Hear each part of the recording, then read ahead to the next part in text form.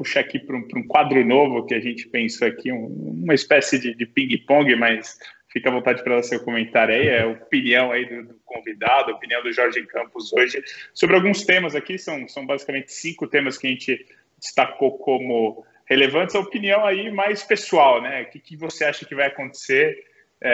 E eu vou começar aqui pela reforma tributária que a gente até comentou, mas para você, Jorge Campos, qual o melhor modelo e se vai acontecer? O que você acha aí? Eu acredito bastante na reforma. Eu entendo que o modelo do CONCEFAZ é muito bom, incluindo 5 impostos, inclusive ISS, que é o mais difícil de todos, não pela alíquota, mas pelo volume de municípios, né, 5.700 municípios. A gente tinha dificuldade em enxergar uma nota fiscal nacional para tudo isso, mas em termos de reforma que mexe no bolso, eu acredito mais. Embora a Abrasf não aceite, prefere lá o Simplifica Já, mas eu acredito no modelo CONCEFAZ porque tem o amparo e o apoio das 27 UFs. A transição também eu acho positiva, 2 anos com 8 anos para fechar o modelo. Esses 8 anos, é importante destacar, 8 anos para ter a fruição dos benefícios que as empresas gozam hoje. Porque tem muita empresa que fez investimento em montar a fábrica em tal lugar, tem um prazo lá de 10 anos, então estabeleceu-se 8 anos para que ela usufruísse desses benefícios. Lógico que tem o desafio para as empresas atuais paulatinamente, perdendo esses incentivos e substituindo na sua operação a melhor forma de trabalhar isso, né? Porque a reforma prevê o fim dos incentivos e benefícios fiscais, que a gente sabe que foram manipulados, usados de forma política, muitos deles. Então, eu acredito nessa reforma, acredito sim que sai ainda esse ano, porque, segundo uns, se não sair, o Brasil para. Como se... E aí é um recado, né, importante, né? Afinal, a reforma não traz aumento de tributação, pelo menos é o acordo. Também não acredito nisso. Se ela não traz, por que é a reforma? Mas ela organiza a casa. Aí é outra coisa. Tem um problema de gestão aí. E unificação. Aí sim entendo que é um problema sério a ser tratado. E simplificação, né?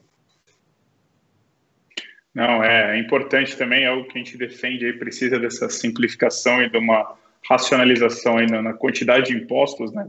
Nosso sistema tributário é uma concha de retalho, né, Jorge? Vem lá da década de 60, vem sendo retalhado aí ao longo do tempo. A gente precisa de algo novo aí, seguindo os melhores padrões internacionais, e o IVA aí, acho que é o melhor padrão, já testado e homologado com bastante sucesso em outros países. Puxando ainda esse tema da reforma, você acredita que esse documento fiscal eletrônico unificado é possível mesmo? Vai sair do papel mesmo? Esse sonho, né? Que basicamente a NFE nasceu com esse sonho, né? De ser um documento único, tanto que ele previa até tags lá de serviço, né? Mas acabou não sendo adotado por a maioria dos municípios. Eu fico bastante assim esperançoso e emocionado quando eu falo disso, porque nós estamos vivendo mais uma transição. Nós tivemos a transição em 2005 da nota eletrônica, ela começou em 2005, as discussões. Foi um grande boom e uma grande disrupção, né? Vamos falar assim. Falava-se que o país ia parar com a nota fiscal eletrônica. Trouxe os certificados digitais de 2000 até 2005, não tinha se falado nada em termos de certificados digitais, e agora a gente está numa transição nova, porque o Brasil tem o papel agora, por conta da nota eletrônica, de ser o timoneiro da inovação nos documentos fiscais, nas invoices, né? Vamos falar como eles usam lá fora. E agora o Brasil tem o papel de transformar essa nota no modelo blockchain. Então, esse modelo que está sendo adotado, blockchain já é usado hoje no BCPF, desenvolvido pela Dataprev, tem uma documentação lá no site, quem tiver interessado, e a China já fez um modelo de invoice blockchain também, e eu acho que é importante que o Brasil não perca esse time e já coloque o seu modelo, que é tão elogiado, com mais de 25 bilhões de documentos fiscais emitidos, que ele também seja o pioneiro nessa nova tecnologia.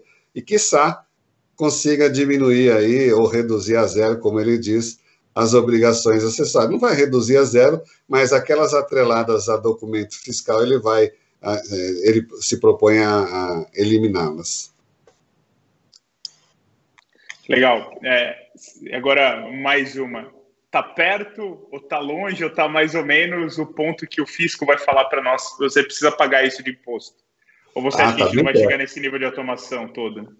Está bem perto, porque lá no Rio Grande do Sul isso já existe, que é a nota fiscal assistida para operações de comércio, de comércio em geral. Porque é muito simples essa conversão, né? Comprou e revendeu, um abraço. Já está pronto para o simples também, essa apuração assistida, o fisco vai gerar apuração assistida, ou pré-assistida, né? Ou a pré-apuração, mas para as indústrias é um pouco mais difícil, porque tem a interpretação do que é insumo, do que não é insumo, então essa discussão ainda fica um pouco, vai demorar um pouco, talvez nem entre, mas o modelo desse de o fisco entregar o valor do ticket de apuração, isso já acontece, não é que está lá na frente, não, já acontece. É lógico que a empresa tem o seu direito de olhar e falar, isso não bate, ou, porque o fisco coloca tudo que está na nota, tudo que foi emitido contra o contribuinte. Aí eu pergunto para você, as empresas dentro do seu compliance adotaram a manifestação do destinatário? Eu vou te responder, não em todas.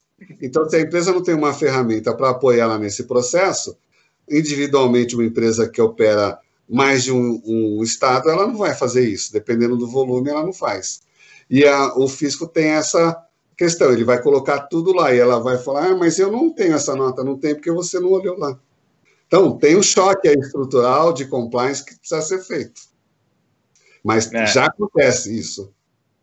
Não, a gente já vê esse movimento, não o Rio Grande do Sul é um dos pioneiros, mas a gente vê também, tem alguns outros estados do Nordeste que para a parte de antecipação de CMS já possui também, já te dá lá o imposto pronto para pagar. Isso eu fazia quando eu estava na operação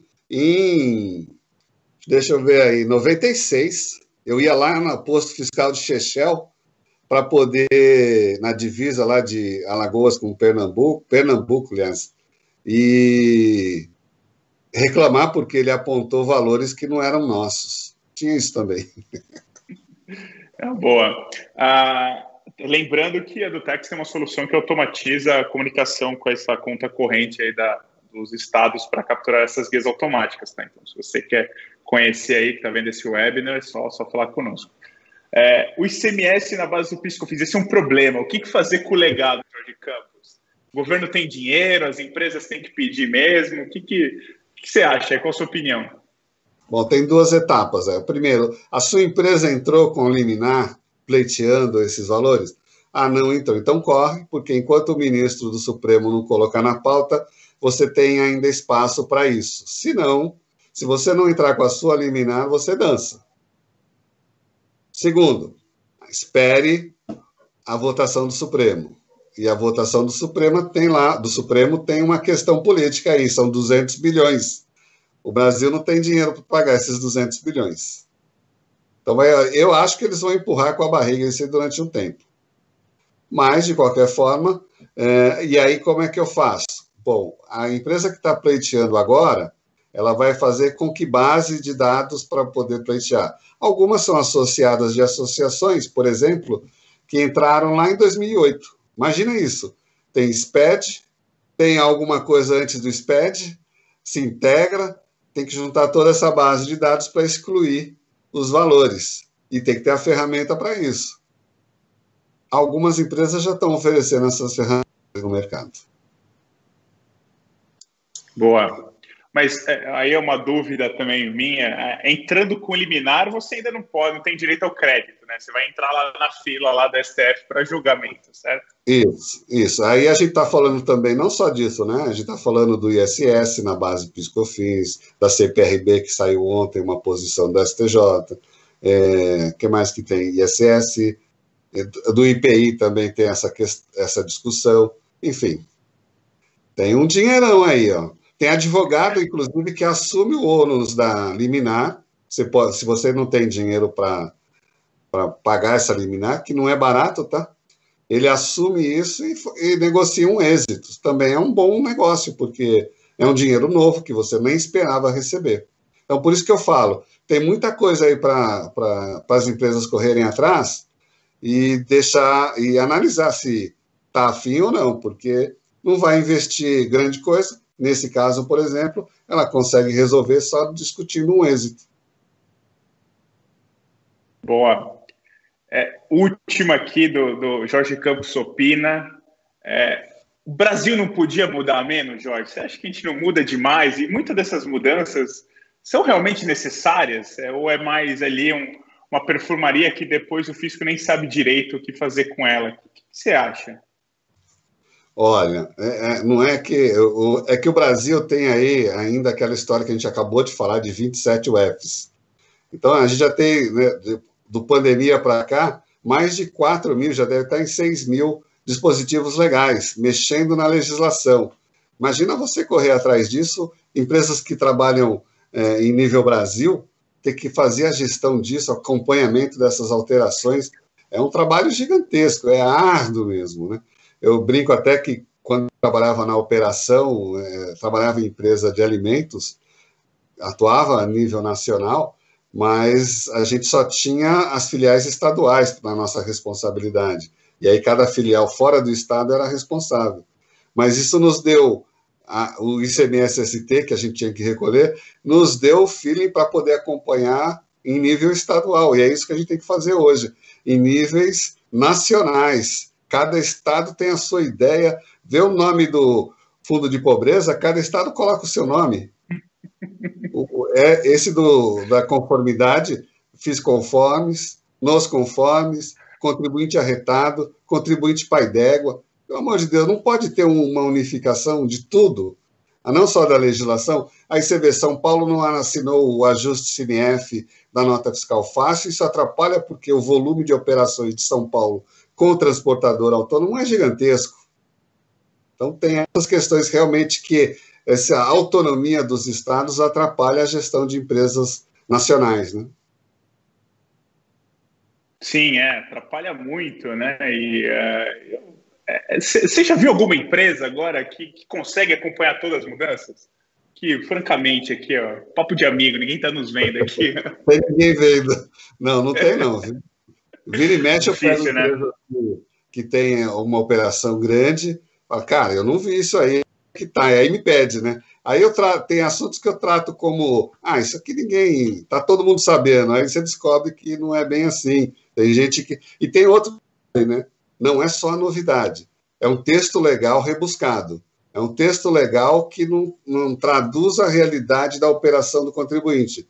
Então, o nosso trabalho lá no comitê é discutir a novidade à luz da operação.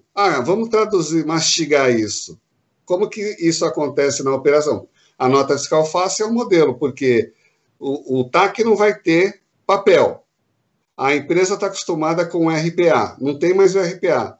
Aí o cara está acostumado a carimbar o RPA. Não tem documento para carimbar. Vai imprimir mesmo a nota fiscal, o CTE que ele vai emitir, para poder carimbar? O desafio que eu fiz para eles foi como que é a sua operação sem o documento fiscal, o RPA ou o CTE, que deveria ser em papel e não vai ter mais papel. Como é que vai ser? Ninguém teve resposta, né? A resposta vem depois, calma, vai chegar.